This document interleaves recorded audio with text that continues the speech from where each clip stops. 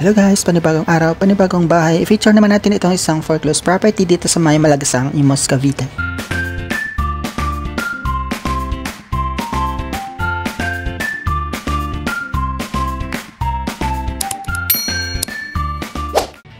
Ang susunod na property na ating pupuntahan ay located dito sa The Istana, Imus. So dito lang siya along Malagasang Road.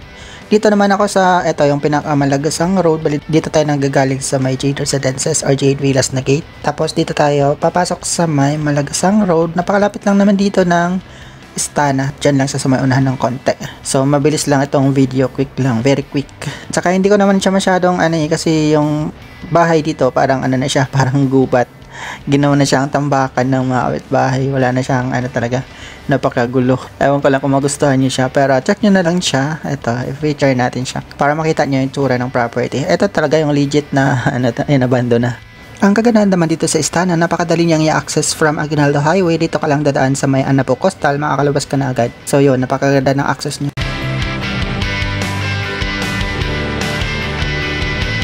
Ito na yung pinaka-entrance gate ng The Istana, Imus. Pagpasok natin dito, bali diretso lang tayo doon. Tapos, yung location pa nito ang property ay nasa Phase A siya. So, along main road siya ng pinaka-Phase A. I mean, kung dito ka manggagaling, dire-diretso lang. Tapos, meron siyang parang kalsada sa gitna. Kasi yung ginawa ko dito, doon ako pumasok sa may, hindi naman masasabi yung dulo, parang gitnang block siya. Tapos, hinanap ko lang yung property. Doon pala ito malapit sa may barangay hall ng Malagasang 1A. Kasi yung barangay hall dito nasa loob ng Istana. Medyo nahirapan lang ako dito hanapin kasi hindi ko na din masyadong kabisado kasi bibira lang naman ako nakapasok dito eh.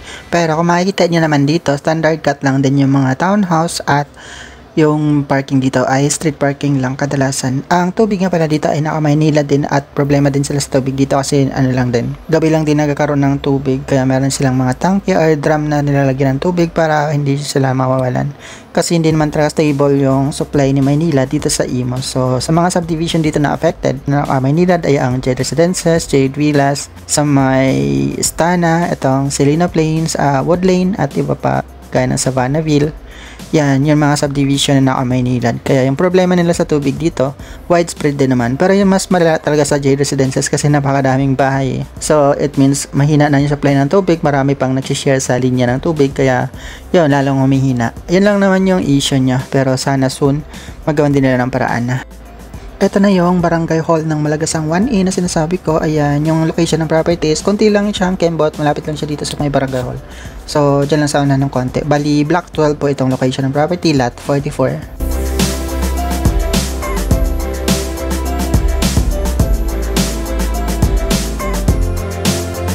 Ito lang yung pinaka-block niya sa may kanan. Tapos, pasok lang tayo dito sa street na to. Dito lang located itong property. Diretso lang natin siya. Medyo, di naman siya ganun kalapit. Distansya din siya ng konti dito sa dulo. Ayan, makikita niya siya. Dito, makitid din talaga ang kalsada. Sakto lang yung kalsada niya.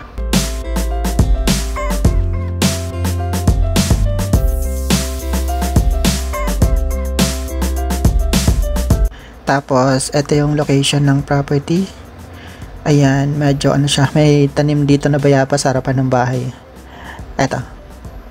Yan, katapat lang siya dito sa may kotse na nakapark. So, ang advantage dito, ginawa siyang parking area ng kapitbahay kasi wala namang tao sa katapat na bahay. Eto na yung pinaka-property, puro tambak siya sa may harapan. Hindi tayo makalapit kasi may mga tambak siya sa harapan eh.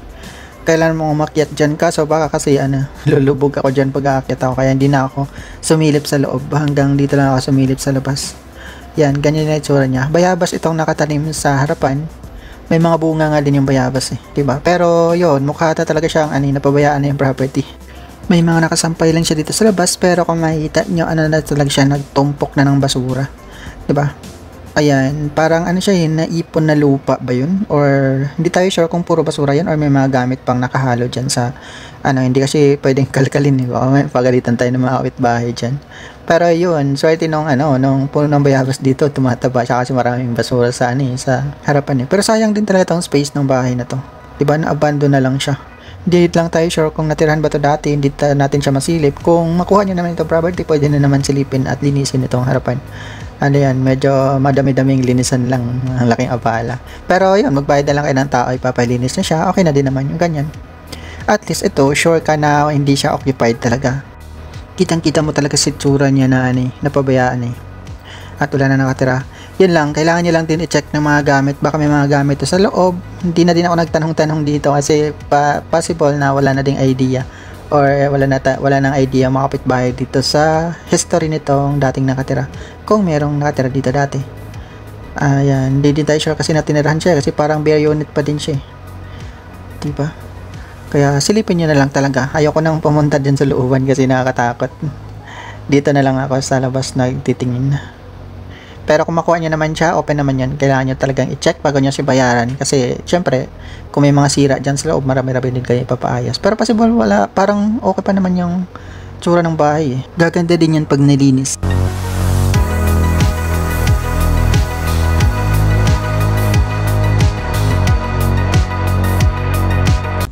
Itong property available sa first public auction, no discount under trans number OPA 1510035.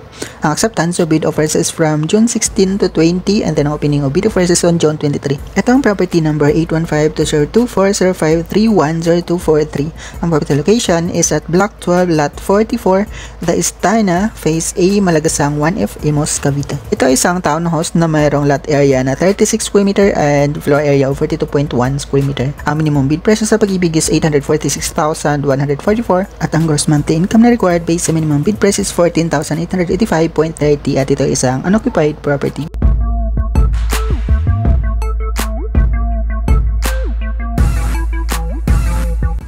Ayun lang, kung gusto niyo makita kung gaano siya kalayo dito mula sa pinaka main gate, sundan niyo lang ang ating biyahe palabas. Dito naman sa loop na to ay meron naman ditong pinaka main road sa gitna at dito tayo lalabas palabas doon sa main gate. Medyo di naman siya ganun kalayo. Malapit lang siya. So, yun. Dito ko lang tatapusin itong video. Maraming salamat sa panonood. Hanggang next time po muli. Ingat tayo palagi and God bless. Good luck sa bidding.